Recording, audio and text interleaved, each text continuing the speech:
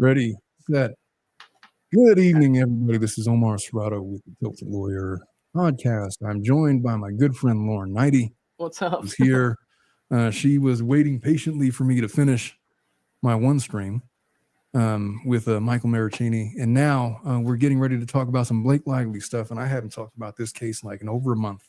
It's been a while. It feels like a lifetime ago, but there's been some incendiary rulings, I guess would be the correct term to put it politely. I mean, the one last night was pretty bothersome. I feel like it's the most. There was a couple others that we also have links to, but the one that we just came up with last night that I was asking about is the one that had everyone kind of up in arms.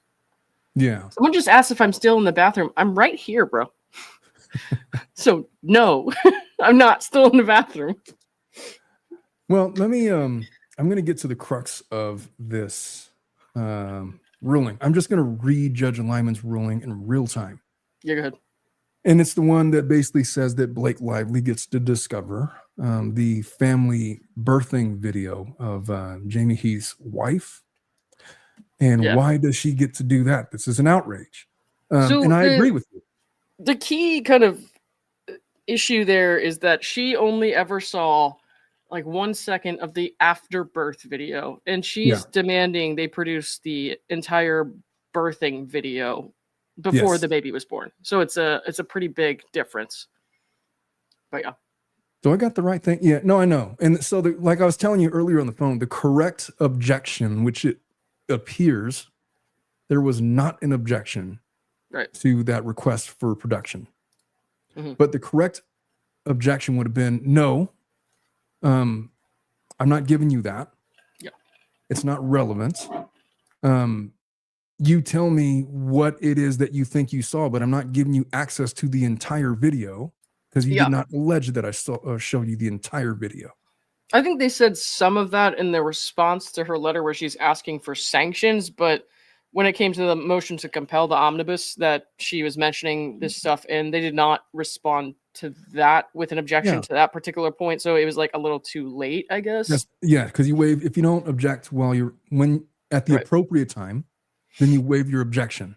Yeah. And so I know that everybody's angry at this ruling, but I don't think that Judge Lyman could have not compelled further responses. I mean, I'm more angry at her for requesting it when this is unnecessary, and also I'm just angry in general at the system that this is allowed to go on. I know that this guy, he has to play by whatever rules we have right now, but I'm just saying this is wrong. Nobody should have to do that. So let's just pretend for a minute that I'm the judge, right? And this is what's in front of me. Cool. I haven't read the entirety of this thing, of the ruling, by the way. I read the last couple of paragraphs because you asked me to read those, and I was doing my thing with Mike.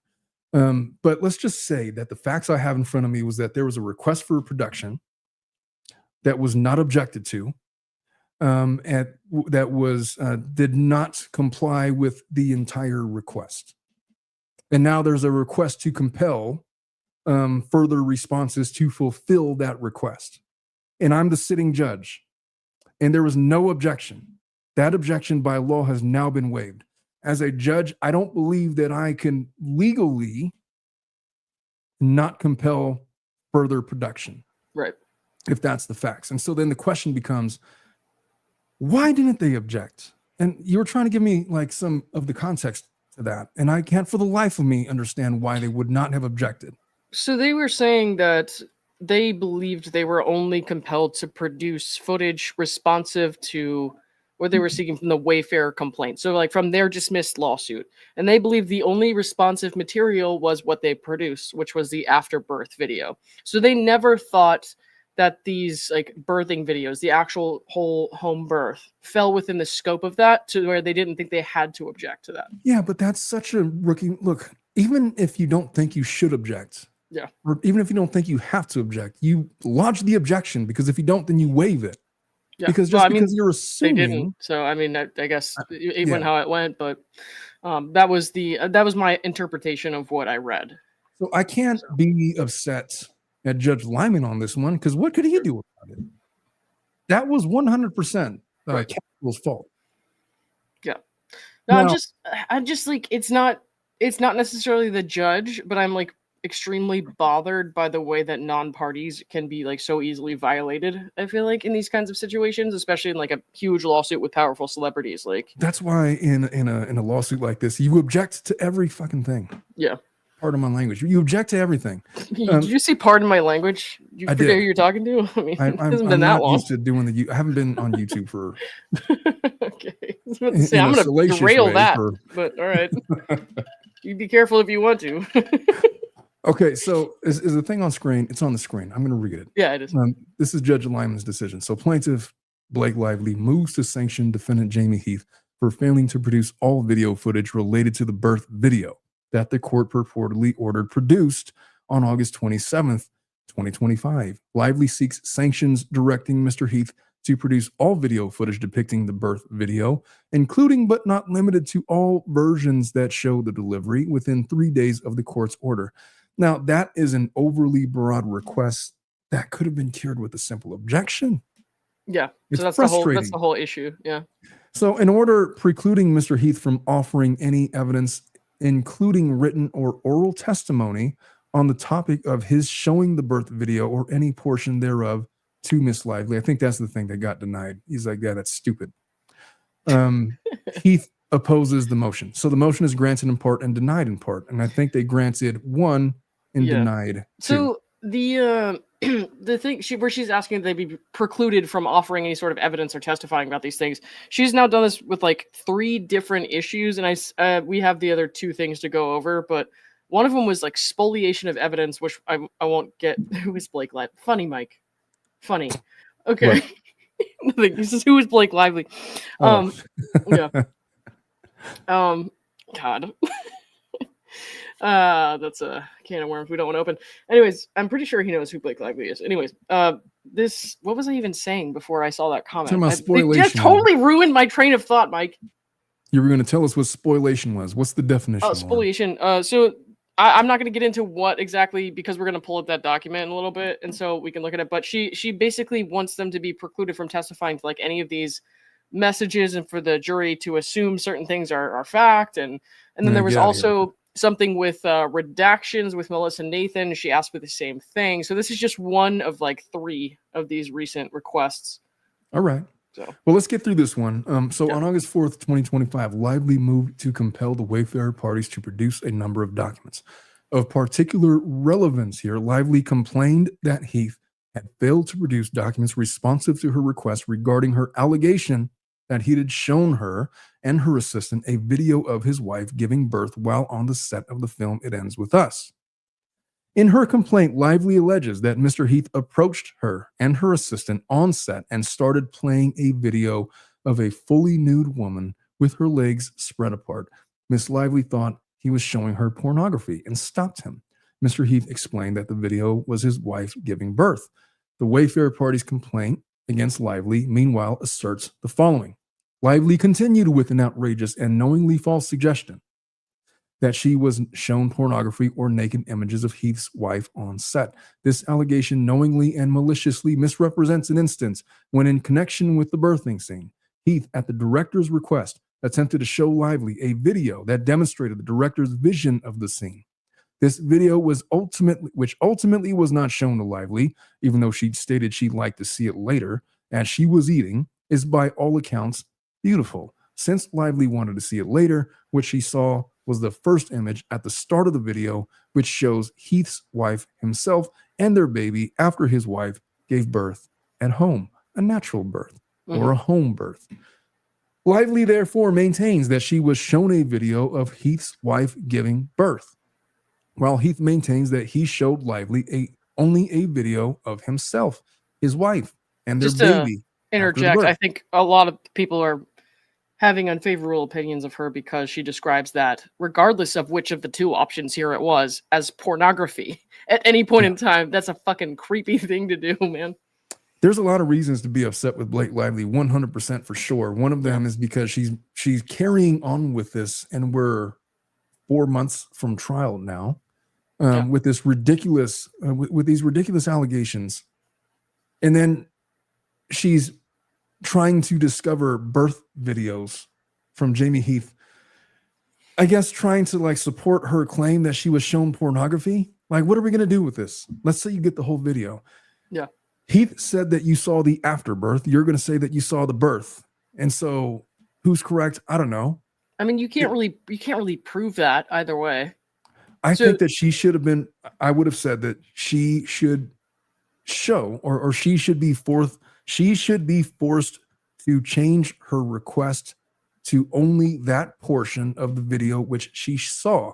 And she should be forced to describe it with sufficient particularity so that we could identify specifically what portion of the video she's talking about, because she's not entitled to see the private birth videos of Jamie Heath and his wife.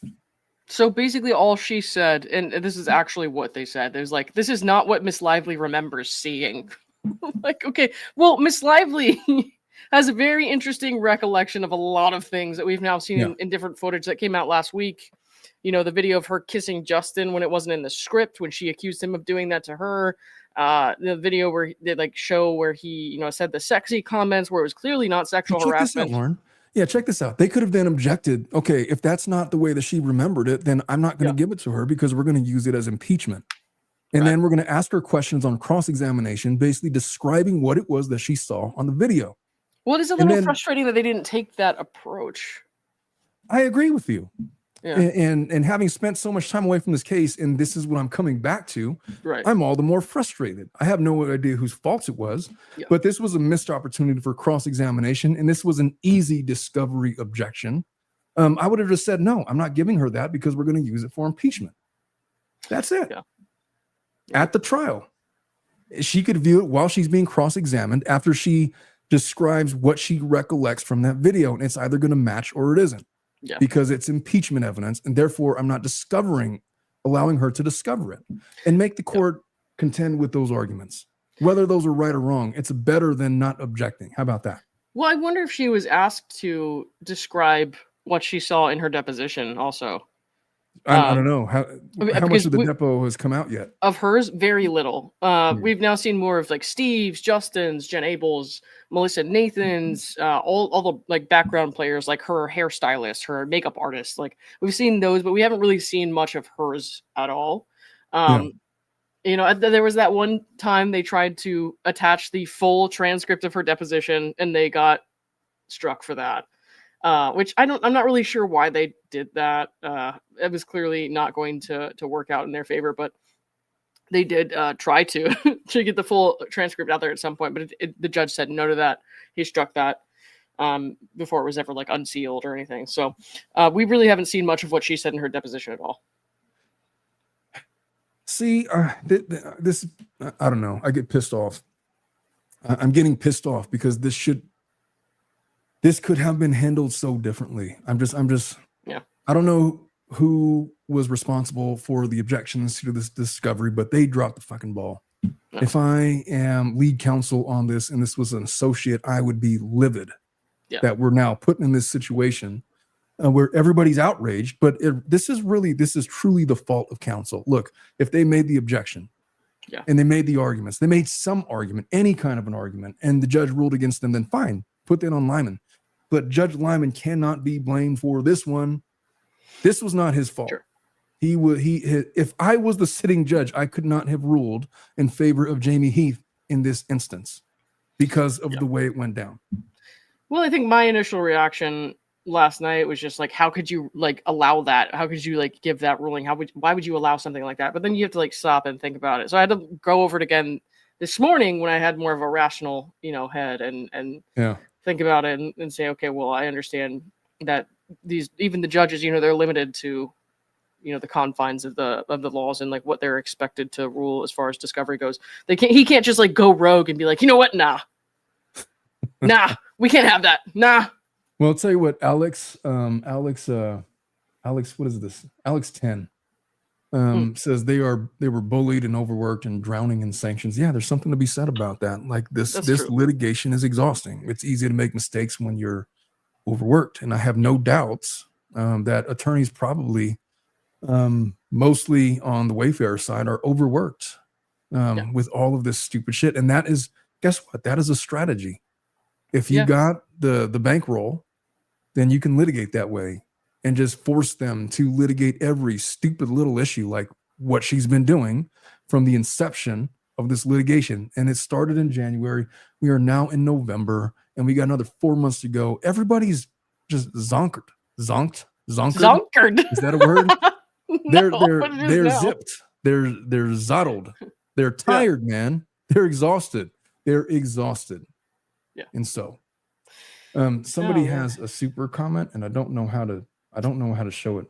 I don't know why my screen is like this. Just what is your screen look? Yeah, there you go. You got it. There we go. That one's for you. Little girl attorney made a great point in a recent tech talk. Jamie/Natasha, his wife, should write asking for in-camera all protections, etc. If Blake declines, her side will look even worse. 100%. I mean, that's a move.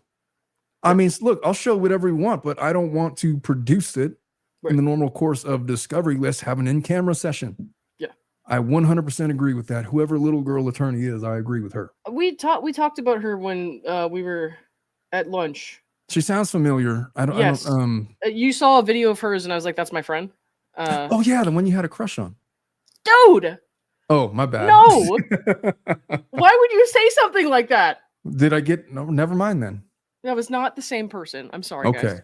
My bad. But now I can't even correct you because then it's like, no, I have a crush on. No, I can't say that either. So no, dude.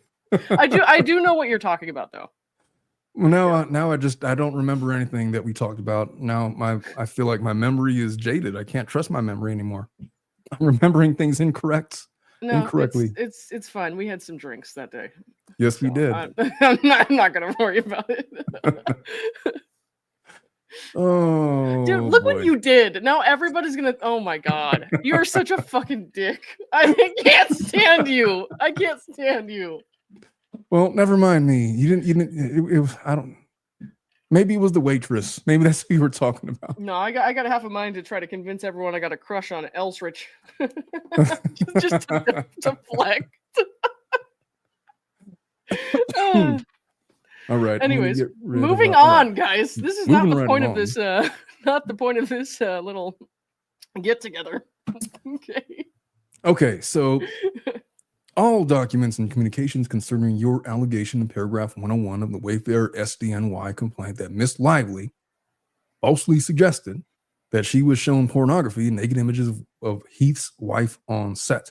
Heath did not oppose the motion to compel responses to these requests, and by order of August 27th, the court granted Lively's motion as unopposed. Dude, what the help? What are you thinking here? I'm just getting upset all over again because the judge is once again reiterating that Heath did not oppose the motion to compel. So the current dispute is whether the court's order granting the motion to compel required production not only of the post-birth video Heath claims he showed Lively, but also of footage which might support Lively's claim that she was shown a video of Heath's wife giving birth. Because the court's order encompassed more than the video Heath claims he showed Lively. The additional footage should have been produced. And Heath's assumption that was not the case is never going to fly in this situation. The local civil rules for the Southern District of New York establish a certain uniform definitions governing discovery requests. Among the defined terms is concerning, which means relating to, referring to, describing, evidencing, or constituting. Thus, Lively's request for all documents and communications concerning your. This is how stupid discovery gets. They get real literal with these stupid words. It's so exhausting. Like the most expensive thing you do in litigation is discovery. So if there's going to be mistakes made, 100%, it's going to be mostly during discovery. I can tell you this, most cases are won and lost during the discovery process, not on the merits of the evidence, but because of mistakes that are made during discovery. It is a big deal that they did not oppose the motion to compel. It's a big deal that they failed to initially object to that request for production because there's consequences to it. And we're going to see what those are shortly. So I'm going to skip down a little bit because they're just going on about more language. The Wayfarer parties argue that Heath does not dispute that he showed Lively a post-birth video and that the question of what Lively saw will not be resolved by production of all footage. that may or may not be true, but that might have been a reason for objection, wouldn't it?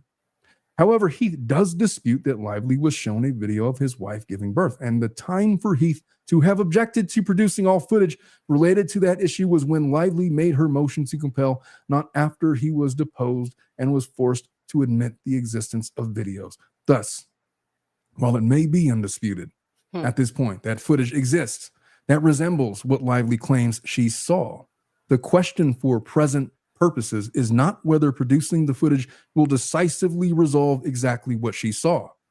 Rather, the only question now before the court is whether it has already ordered production of the footage based on Heath's non-opposition. It has.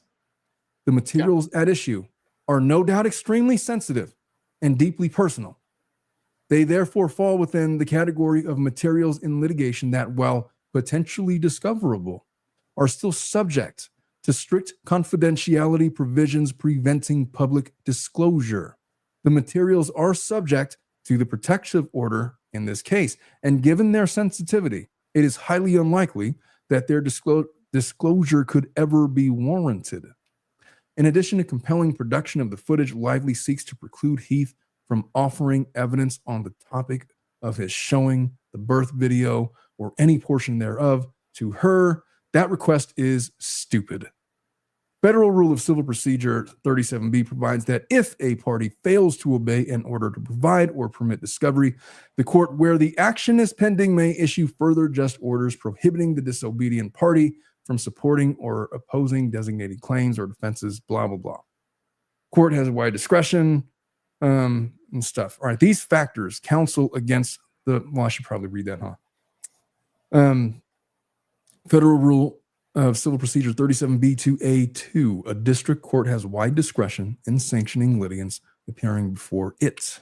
Among the factors a court is to consider is in imposing sanctions under 37B2 are the willfulness of the non-compliant party or the reason for non-compliance, the efficacy of lesser sanctions, the duration of the period of non-compliance, and whether the non-compliant party had been warned of the consequences of non-compliance. These factors counsel against the relief Lively seeks. First, Heath argues that his failure to provide the footage was not willful because the best reading of the court's order was that he was only required to turn over the post-birth video described in the Wayfarer complaints. As already explained, the court disagrees with Heath regarding his reading of the prior order. Heath lodged no objection to producing all documents concerning the allegation that Lively falsely claimed to have been shown nude images of Heath's wife, and those documents included one that not only supported Heath's allegations, but also any that might have supported Lively's.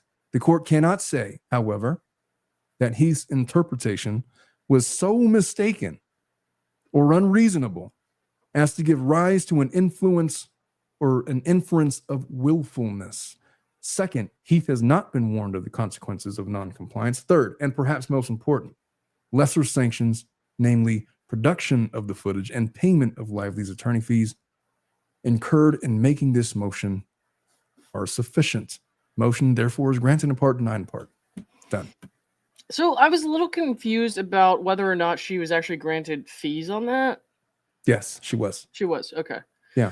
Yeah. Okay. Because it was a little, it felt ambiguous to me. I don't know why. I think it was just because it wasn't like clearly outlined in the last sentence. Yeah. No, but it's pretty clear. He's going to pay her attorney fees and produce the footage, and there's no reason to go further than that. Yeah. So that was one of like 3, I think, motions we have. What did I send you? Hey, you got some super chats here. You should read them. Oh yeah. Justin Smotherman, thank you for the $2. Louis let her sit with the video for months after discovery close. So she had, I guess, like discovery closed. They had produced that video and she had it for a long time, I guess is what they're trying to say. And then she randomly at some point decided that's not what she remembers. Hey, my camera's being all wonky. I'm going to shut it off. Yeah. Holy shit. What happened? I don't know. There? I don't know what's going on. Yeah. I need better internet, maybe. Here's another super chat for you. Thank you, Justin. Why didn't she compel back in summer? I don't know. She did. Didn't she file the motion in August? She did the omnibus motion to compel. Yeah, and then so people were looking at these motions for sanctions as like thinly veiled, motions to compel past discovery deadline. You know what I mean? Yeah. But yeah, is that mine too? That one is yours. Or is that yours? Okay. Super Sarah, thank you for the $5. Isn't the video technically Natasha's and not Jamie's to give? And what about her HIPAA? Can she, as a non-party, object/appeal now? I don't know about the objection appeal thing or the personal property of the video. As far as HIPAA goes, you're only bound by HIPAA if you're like a medical provider or somebody who's working with patients in insurance, like patient information. Random members of the public are not bound by HIPAA, so it's not really a HIPAA violation. So I don't know if it is or not. I didn't pay attention to the question or your answer. And they were asking if this is a HIPAA violation to show her home birth, basically. No, it's not a medical. It's not a. No, it is not. Well, it's not between patient and provider or insurance, carrier or whatever. So it's a home video. It's a family home video. Right. Yeah. Not within the confines of HIPAA. Yeah. Yeah. What else did you want to go over, young lady? 34 years old. At 33, bro. God damn it. You are old as Jesus. I look like him too. It was the year of his crucifixion. Yeah. Go to the 2 down. So not the Melissa Nathan one, but the spoliation one. I want to look at that. Melissa Nathan sanctions? Oh, Below spoliation. That. Yes. Spoliation. Okay. Spoliation. Yes. Is it spoliation or spoliation? I get confused. Let's sound it out. Spoliation. I think it should be spoliation, but I always hear spoliation. Spoliation. It's spoliation in the South.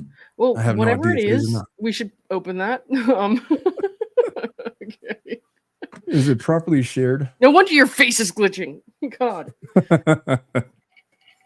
Yeah. You could have told me my face was glitching this whole time.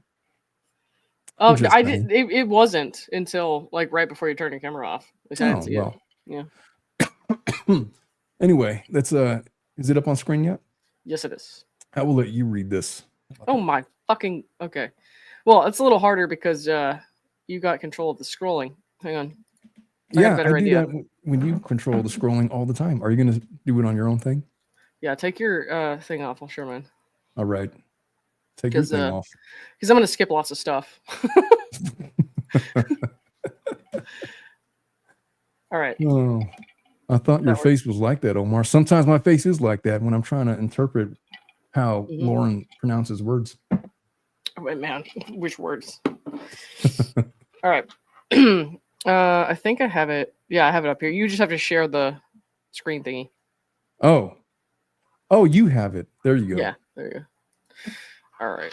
It should be big enough for everyone to read, but I'll probably back out a little bit. So, okay. So they're talking about this untraceable retaliatory campaign, texting and emailing each other, Justin and the Wayfarer parties. Their defense from the outset has been that they never moved beyond the scenario planning stage, which was a blueprint intended to bury Miss Lively in her career. As we know, they did not actually go with the full capabilities of the crisis social media team or our PR team or whatever. They opted for the monitoring type services, so that this point is still kind of stupid to me, but whatever. They routinely taunted that Miss Lively will not be able to prove that defendants actually implemented the retaliatory campaign, insisting that the sudden onslaught of negative publicity against her beginning in August 2024 was organic, coinciding perfectly with their plans by sheer luck. Okay, again, I there's nothing that's ever been shown to prove this point. The things that we've seen that came out in the motion for summary judgment and all that, it's all like standard Hollywood PR, defensive PR for your client. It's not like a crazy untraceable smear campaign, but whatever. All right. I don't want to read this word for word. I'm just going to go over the important parts that I remember. Well, you are the narrator, so you do what you want. It's never a good idea. Defendants have hid the ball at every turn in the discovery process, either failing to produce documents or improperly cloaking them in the attorney-client privilege. I don't know if that's true. Okay. Forcing no less than 12 discovery-related motions to date against defendants and their aligned third parties. Lauren, you're going to be interrupted because somebody just submitted a $50 super chat, cool, and they win. This is off topic. Landshark 911. This is off topic, but if Andy loses his fight against his subpoena in Florida, can any info from him even be included in this lawsuit at this point since discovery is closed? Yes, because it's within the deadline, and so it kind of trails. If it's relevant to the underlying causes, then yes, it can potentially. I mean, they can try to frame it that way, but I know Andy pretty well, and I participated in his documentary, and she's not going to find anything that's going to help her case. Basically, worst comes to worst, and she gets everything she's asking for, like all the information about who participated in his documentary, their communications, and stuff like that. She's going to see that he reached out to people on both sides of the lawsuit to participate, because of course he did. He wanted, to get both sides of the story if he could. He got some crew members who fell more on the side of Justin, who talked to him and shared their stories. I haven't seen the footage, so I can't really tell you too much about it, but I know that much. She wants to go scorched earth and like see everything that was said by anyone who was involved. And it's just like super crazy. She thinks it's going to like uncover some sort of crazy conspiracy. And I'm like, dude, at this point, this is just this ongoing, thing with the subpoena is just to kind of bog him down. I feel like, because his documentary was supposed to come out months ago and he had to postpone it because of this subpoena. And if she really wanted to see that footage, she could have just let the documentary come out.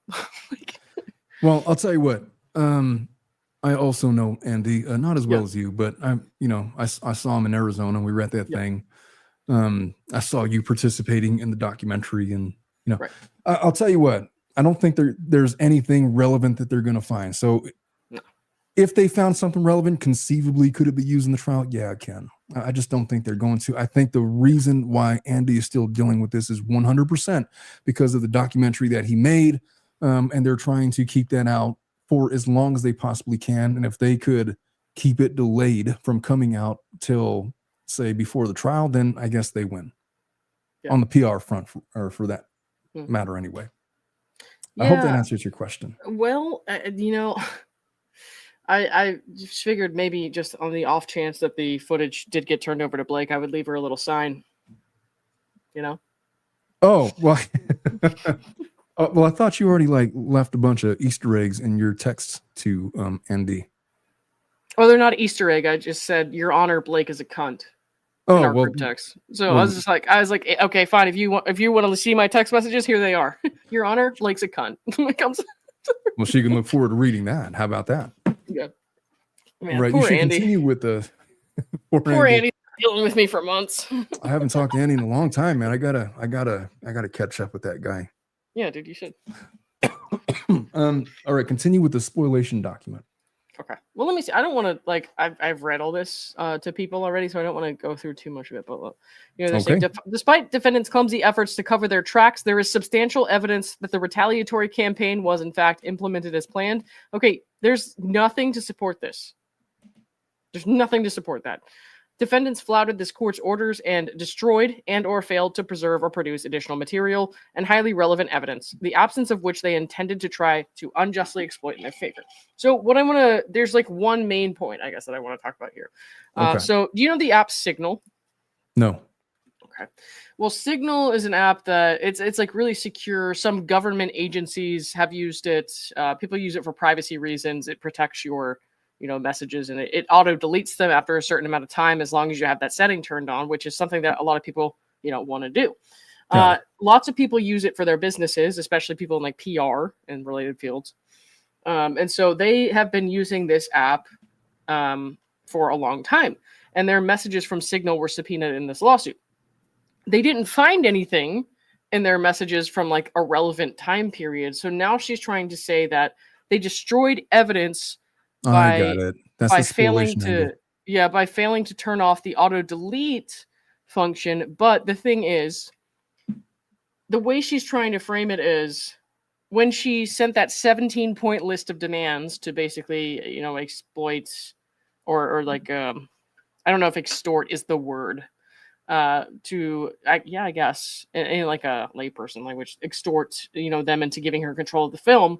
She's now trying to claim that that was a legitimate demand for preservation. But no, it was not. But right, exactly. But Michael Gottlieb, in a way more recent filing, since that time, said that her initial demand for preservation was much, much later than that. So she's trying to say in this motion, though, that they were supposed to preserve their messages from November 2023. November 2023, when filming was still happening and all that. There was no lawsuit. There was no threat of a lawsuit. Yeah. There was just that 17-point return to production demands document. Was there any specific language that, hey, yeah, I'm trying to find you it need to here. preserve whatever because this might end up in litigation? Yeah. So the statement that they used was like not at all by most attorneys that I've heard from, not at all. By the way, Cassidy O'Connell is already on the finale for Murdaugh. We're like doing our whole review series. We're on episode 2, young lady. How many episodes are there? There's like 8. And she's already on the finale. I'm on episode 2. I think we're going to do episode 2 recap on Thursday. Anyway, I didn't mean to throw you off. Oh, no, you're good. I have to look for this. So. Well, that's very helpful. No, look, a notice like that or spoilation, there's usually a very explicit please preserve all emails and communications and videos, productions, whatever information created on whatever, because of, we're threatening to do such and such at such and such time or in the future or whatever. That 23rd, that June, whenever it was, 2023 17-point letter was not the equivalent of that, because they were handling it in-house. They were necessarily outside of litigation. They were they were basically practicing at best administrative law by administrating the laws or the rules of HR upon the production of the film. Had nothing to do with pending litigation. Yeah. And so it's a stretch to say that because they had an auto function on this app called Signal that I've never heard about, because they didn't turn off the auto delete feature, that's somehow spoilation of evidence. Kiss my ass with that one. Yeah. So even since this filing of this action, defendants have continued to use Signal. And as for Mr. Wallace, voice memos. Jed Wallace was dismissed from this lawsuit again, by the way. Twice. I don't know if you saw that. Yeah. So after her amended complaint, he was again dismissed. Let's see. I gotta find this language because it's a very specific paragraph that I want you to read, because like the lawyers that I've seen who read it were like, what the fuck? Well, there's a lot of that going around in this case. Yeah. I know. If you want to read some comments or something while I find it. Oh, well, just give me the Signal next time. I'll interrupt you when I find it. People want to know how Nate the lawyer is doing. Oh, I don't know. I saw that though. Because I've never met Nate. I've never met him either, but how does I know he helped Andy a lot. Yeah, I saw him on Andy's show once. That's where I know him from. I have no other knowledge of Nate other than that, and he's got a big YouTube channel. Yeah. He never ends up on my algorithm. Cassidy is laughing at something. She's laughing at you, obviously. Nate is going in for surgery tomorrow. I don't know on what. Brain tumor. Yeah. Oh, really? Yeah. Oh, that's a serious one. No, don't I just feel like It looked like it was pretty. I saw, he had posted, I guess, imaging results somewhere on Twitter. I don't know if I actually saw the real one or not, but it looked like it was pretty big. Well, you know what? While you're doing that, I got to do something that I've been wanting to do. Yeah. And I'm in a silly enough mood that I'm going to do it. Okay. But now I'm looking for it on the internet. I think I found it. So there was a time. Are you? Okay, good. Oh no, I'm not going to play. No. Okay, you remember when we were doing karaoke? Yeah. Did I show you the video where that song came from that I was singing? No. Not that I remember, but that doesn't mean you didn't. I mean, no, it was I don't know. Is it gonna? It cannot be copyright strike. What do you think? Should I do it or should I not? If it's a song, it probably will copyright strike. But it's a karaoke. It's like Shaq rapping. I know, but it's still so stupid. Like YouTube copyright gets so stupid. Well, there's this song that after Shaq won the title with the Heat, after he was traded from the Lakers to the Heat, he wins the title with Dwayne Wade. And then Shaq goes out there and he does this rap in front of everybody post winning the championship. Last you can week, rap it for us. Kobe couldn't do without me. Hey, Kobe, tell me how my ass tastes. And so we were doing karaoke, you and Suddenly I remember the song. Yep. And then I just kept on. We were drinking like really poor quality beer because that's what was available. Yeah. And I kept singing, David Gingras, tell me how my ass tastes. And we were having a really good time. And it made me think of that. Yeah. Oh my God. We had a good time in San Francisco. Yeah, that was messy. Oh God. I had to work the next day. Well, I did not. I was specifically off next day. Oh yeah. I mean, I was traveling, but still. Anyways, if you're done, I mean, you can, go ahead and sing the whole thing for us if you want. Otherwise, no, that's I as much as I remember. That's okay. the only. Well, do your thing. So here, paragraph or this number 2 here. It is well settled that a duty to preserve is triggered when a party receives a demand letter. Okay. Here, based on the service of the protections document, which was that November 2023 document, Wayfarer, etc., and their principals had a duty to preserve beginning on November 9th, 2023. As explained in the transmittal email issued by Ms. Lively's counsel, the protections document outlined a list of protections that will need to be guaranteed and observed by the film's producers. One such protection included prohibiting retaliation of any kind, including during publicity and promotional work. Further, Ms. Lively's counsel included a customary warning that if the production is unwilling to accept or uphold these protections, and then this is the phrase that they're saying was the demand for preservation, our client is prepared to pursue her full legal rights and remedies. Well, there can be no dispute that this letter put Wayfarer, it ends with us, their principals, and Ms. Abel on notice of Ms. Lively's forthcoming suit. So what does the case law say then? What constitutes a demand letter such that a trigger of a prevention against spoliation is triggered? I mean, that's you tell me. Well, I don't. Why would I know that off the top of my head? I mean, that's going to be the response. Right. But I mean, what they're saying is by them saying by this last sentence, our client is prepared to pursue her full legal rights and remedies. But it's in the course of an administrative HR hearing, essentially, that, look, we demand further protections. So it wasn't, remember, she was very specific that it wasn't an HR thing because she didn't want to go through official channels. Yeah, but it was an HR thing. And not technically because she didn't go through HR channels, but it amounts to an HR thing because it was distributed amongst all of the employees and they had a production meeting about it. It wasn't anywhere. Oh, no, it wasn't. It wasn't distributed amongst all the employees. It was just those couple of people that they wanted to extort. Basically. Well, then I am remembering this wrong, and I probably so this was like when they had that meeting in her apartment where Ryan like reamed out Justin and. Oh well, the way that I pictured that meeting going, the way that I pictured that in my mind, and it's been a while, was that they were all sitting around in a circle, the production team and all the relevant people were there that were in charge of the protections.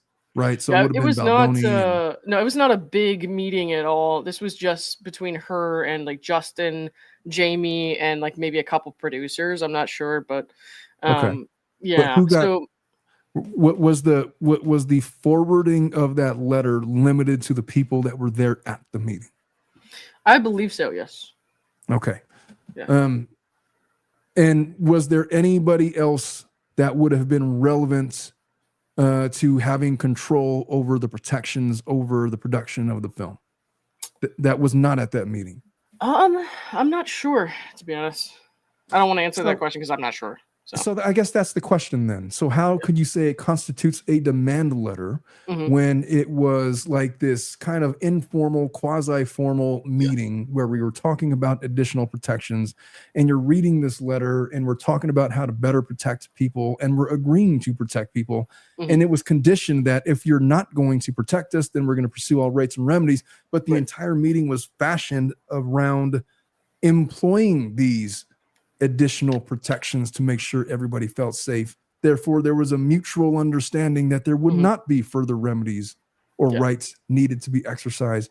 I guess the framework of what a demand letter is relevant. And I think that discussion needs to be had. Has there been a response to this? I believe so, but I'm not positive. I believe so, though. Okay. I can't remember when, because it's been a little bit now. So I get the argument they're trying to make. Yeah. And they would be right if what constitutes a demand letter is any insinuation that the person providing the letter will pursue full legal rights and remedies if something isn't done. Mm-hmm. If that's the definition of a demand letter, then they fulfilled that. But right. And they're stating that there was a sentence in there talking about preservation of stuff. Yeah. Well, then it's not a dead argument. It's not the worst argument I've ever heard. So what I've been hearing from a lot of other lawyers, which is not actually Golden was one of them. I don't know if you ever heard of her. Yeah, I from TikTok. That's great. I You're do not remember gonna, her. You're not going to try to like tell people I have a crush on her, are you? You've never told me that. Nope, that's nothing. Anyways, no, she said like that this was almost embarrassing because this phrase is like something she uses or sees or uses a bunch of fucking times all the time in her practice, and like it's embarrassing that they would try to pass this off as like an actual preservation demand. I guess they'd have to show me a case where it says that the mere mention of future remedies constitutes a demand letter that triggers spoliation as a thing, which I don't know that to be the case, but if they could find a case that says that, then good for them. I've never seen it. Mm-hmm. But then there's also that issue that Gottlieb said in that her initial preservation notice came in December 2024. Oh, well, that I'm not. And that's on the record. That's on the record because they've said that. So there was a subsequent preservation letter that well, they said the language they used was initial preservation notice. All right. In December 2024. Is it a dispute whether or not it was the initial preservation notice? Of course it is, because they're talking about they sent one back in 2023. Oh, they are now, but yeah. So it's, even if Linda says it's dead litigation, it might be dead, but it's still annoying. And you could see why these attorneys. You all right? Yeah, like I've been sneezing over there. Oh man, at least it's not the hiccups. You could see why these attorneys get overworked and just exhausted with this stupid shit. Like, was it the first preservation letter? Or was it back in 2023? Spoliation, spoil this, man.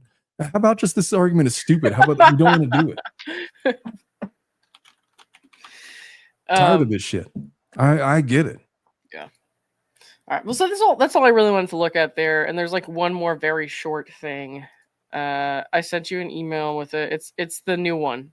The email with just the one link in it, if you can pull that up. So Lynn's is adding more context. The December 24 preservation notice is massive from Gottlieb and common for a hold notice. Yeah. So I'm going to go out on a limb and say that the more massive notice is probably the correct one. Sure. And I could understand why people would scoff at the 2023 purported preservation notice. Well, but I've also not read the full legal arguments, and so well, there was also just in the context of everything that's happened in the last couple of months, there was also the impression amongst a lot of people that she didn't really find anything in discovery to support her, smear campaign accusations. Yeah. So now she's trying to go with this Hail Mary of, well, the messages that prove the smear campaign were in November 2023 or whatever. But the thing is, like, they were still in production in November 2023. There was no war in PR or anything like that. They wanted to promote the movie with like friendly intentions to like make sure the film was successful. You can hear Justin talking about Blake in the press even after they had all these conflicts, and he's like very complimentary of her, very positive.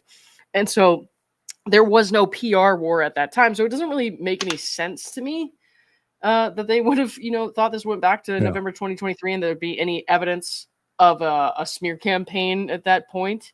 Sure. Because there was no real issue. They signed the document, the 17-point document. They gave her what she wanted, everything that she wanted. There was no reason for there to be a PR war at that point. So that is just that is just shitty litigating. Hey, there's this app. It's called what did you say it was? Spotlight or something? Spotlight? What's the name of the app that disappears stuff? Signal. Signal. Yeah. So there's this app, Signal. It's got this self-destruct feature. It's not like immediate, by the way. It's like after a set period of like that's what I mean. Weeks or something. Let's just make an argument that the fact that they failed to turn off the auto delete feature, let's just call that spoliation and make them litigate it. We're probably wrong, but hell, make them make the arguments. Yeah. That's how so much of civil litigation is done. It's exhausting, and so I get why mistakes are being made in this case. It's annoying and it's stupid, and it lacks common sense for the layperson about why we would be arguing about such a thing. But if you read into the rules, it makes all the sense in the world if you're trying to play litigation like they're doing it, which is to exhaust them and throw every single thing at them to make them defend against it. Even if it's a losing argument, they're still using resources to defend against it, and we're scoring some kind of a points, if only for litigation fatigue. Anyway, what was the last thing you wanted to read? So the second email I sent you where there's just one link in it. Oh, right. Yeah. All right, I got it. Liner, Friedman. All right. Yeah. This is a. So Blake and Ryan Reynolds tried to supplement that Rule 11 sanctions motion, and I didn't totally understand it, but admittedly I didn't take the time to read word for word the whole thing because I had a lot of other stuff to cover that night. But this is just a 3-page response to it. I guess they're saying no to that for whatever reason. So well, let's see. What do we got here? So, dear Judge, on behalf of Wayfarer, Justin Baldoni, Jamie Heath, it ends with us, all the people. We write in response to the letter filed by Blake Lively on November 14th, seeking leave to supplement the Rule 11 motions filed by Lively and Ryan Reynolds on May 2025. On May 19th to 20th, 2025, Lively and Reynolds filed Rule 11 motions arguing that the Wayfarer party's first amended complaint lacked factual allegations sufficient to support their claims and were therefore legally unreasonable and factually baseless. At the time the Rule 11 motions were filed, the court had not decided the motions to dismiss, which were based on the same pleading deficiencies cited as grounds for Rule 11 sanctions. In opposition, the Wayfarer parties argued that Rule 11 is not a proper vehicle to challenge pleading deficiencies that were already pending before the court in the motions to dismiss. I remember this. The Rule 11 motions were fully briefed by June 10th when Lively and Reynolds filed their reply briefs. Lively and Reynolds now seek to supplement their Rule 11 motions with excerpts from the depositions of Steve Starowitz and Jennifer Abel, claiming their testimony demonstrates that Wayfarer counsel's knowledge that their clients could not articulate any basis to assert the alleged claims or the challenge claims. The motion for leave to supplement should be denied for several reasons. First, as noted, Rule 11 motions were fully briefed based on the notice provided. Before imposing any sanction under Rule 11, a district court must adhere to the procedural rules which safeguard due process rights. All right. Chief among these rules is 11C2, which requires the party seeking sanctions to describe the specific conduct that allegedly violated Rule 11B in its moving papers and give the offending parties 21 days before filing the motion to withdraw the challenged paper, claim, defense, contention, or denial. They're talking about the safe harbor stuff. Only conduct explicitly referred to in the instrument providing notice is sanctionable. What does that mean? It just means that they had a 21-day safe harbor period from the date that this was filed back in May. And now they're trying to add extra stuff after the safe harbor thing has been dealt with. And that's kind of bullshit. We're out of bounds with that. They're making additional arguments on a fully briefed issue after the fact, and it's procedurally deficient.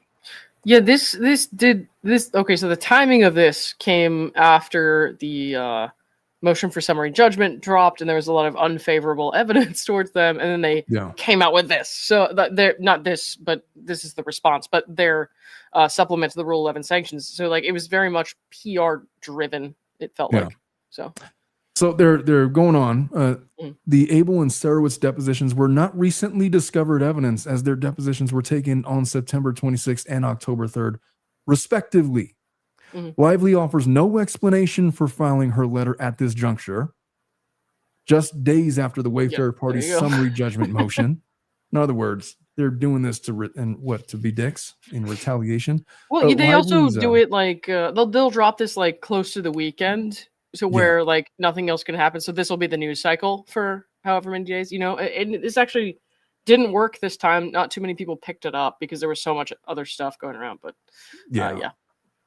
Lively's reliance on Serowitz and Abel's answers to deposition questions about the basis for their legal claims, coupled with the letter's odd timing, reflects an apparent effort to reassert control over the news media cycle. Third, whether a client can articulate the basis for his or her legal claims at deposition is not the relevant inquiry. Mm-hmm. Lively and Reynolds mistakenly attempt to draw some importance to the fact that Serowitz and Abel were unable to answer questions at their depositions concerning the allegations in the complaint without relying on insights from their lawyer. But a party is not expected to answer questions at his or her deposition about the factual basis for his or her legal claims, particularly when, as here, the allegations are based upon counsel's investigation and later discovery rather than the party's personal knowledge, as Just noted. A note here, the little bit of her deposition that has come out, as exhibits or whatever, she relies upon saying I can't answer that because that's like something I learned from my lawyer. So of course, and of course here she's like, this is a terrible. Why would you do that? You know what I mean? Yeah. So. No. As noted by Lively regarding her own inability to articulate the basis of her claims. Wow, it's like you read this of that deposition. It makes no sense to suggest that facts in a party's personal knowledge, as opposed to facts developed from the public record, from the investigations of others and through discovery, would be particularly relevant to never mind dispositive of the nature of the challenged conduct. Moreover, a party's inability to articulate the factual basis for his claim at deposition is not even sufficient to warrant summary judgment. Fourth, the Serowitz and Abel testimony ignores other evidence uncovered in discovery, which demonstrates that, in fact, there was ample evidence to support the defamation claim against Reynolds. The document produced by Lively reflects Reynolds redacted. A bunch of stuff is redacted. These documents show, among other things, a bunch of stuff. So the evidence also demonstrates that Reynolds overtly attempted to interfere with Baldoni and Wayfarer's relationship with WME. Right. Reynolds on the Wayfarer parties, something. All right. So for the foregoing reasons, the Wayfarer parties respectfully request that the court strike Lively's letter and accompanying declaration and deny the related motion to seal as moot. If the court does not grant or does grant leave to Lively and Reynolds, the Wayfarer parties respectfully request that the court grant them leave to file a fulsome substantive response to the letter within 2 weeks. Well, I would agree with the assertion that it was a procedurally deficient way to go about supplementing a Rule 11 motion months after the fact. And the fact that they waited so long after the depositions to get it in at on the eve of the weekend after the MSJ comes out to try to control the news cycle. Yeah, that's not a good look. Right. But, Judge Lyman is going to do what he does with it. If you ask me what I think he's going to do, he's probably going to invite the Wayfarer parties to brief in opposition and then rule on it later, like he's been doing this entire case. Well, he's obviously just trying to feed content creators. So totally. Exactly what he's doing. Oh my gosh. Anyway, these last few letters by her with the sanctions motions people have been pointing out like different Karen-like scenes in movies, and one of them is from White Chicks. You ever watch that movie White Chicks? You have to have seen it. Like 20 years ago, man. Okay. Well, somebody points out the quote, "Dear Mr. Royal Hampton," and then she's like writing to the manager at the front desk. Yeah, that is kind of what it reminds me of. So. I do not remember that scene in the movie, but I'll go with it. Random question not related to documents, right? So there's this headline going around recently that Justin Baldoni missed the deadline for his appeal, which was not true. The clock hasn't started until the judge rules on the issue of fees. And so, that was going around, and then they got called out. TMZ especially got called out by Brian Friedman for like saying things that were absolutely not true. And then when I'm looking at the redactions in this letter, I'm wondering, like, if they're going to appeal, does anything that happened in discovery matter for like an appeal? I mean, In this case, I guess for their dismissed case, I don't know these things. So could they appeal based on a discovery deficiency on a dismissed case? So, like, if something popped up in discovery that would help them to prove that there like was after the fact. Yes, yeah. Yeah, Is that it would possible? Like, I mean, I don't know if that would become an appellate issue as opposed to like just a way to reintroduce the litigation. Maybe it becomes Okay. a basis for appeal, but it'd have to be something that they could not have plausibly discovered at the time that it was supposed to be discovered.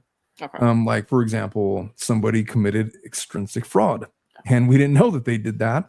And we figured out that they spoliated all kinds of evidence and destroyed things that Yeah. made it impossible to fairly litigate and therefore denied somebody's rights to due process by fairly litigating the thing and cause the thing to get dismissed. Yeah, there could be grounds for appeal, but they'd have to show something like that. It'd have to be something that was not discoverable at the time. Gotcha. And that they ran across after the fact. Okay. Yeah. Okay. So with that, I think we're going to wrap up because I'm tired now. And Yeah, it's like, about 1:30 here, so yeah, it's 10:30 and I'm Yeah. I don't know, man. It's past my bedtime. Fair enough. And my voice is about to go. Oh no. And my wife wants me to be done. So Yeah. that's what's going to happen. Yeah, that's fine. Anyway, oh wait, you have a Aquanetta. What's up, young lady? Thank you so much for the $10 super stickers. Good to see you back here in the chat. For the rest of you folks, I love you all, and we will see you guys next time. Lauren, thanks so much for joining me and catching me up on this case. No, happy to have you back. So we will be in touch. All right, everybody. You guys take care. Have a good night. Bye-bye. Thanks.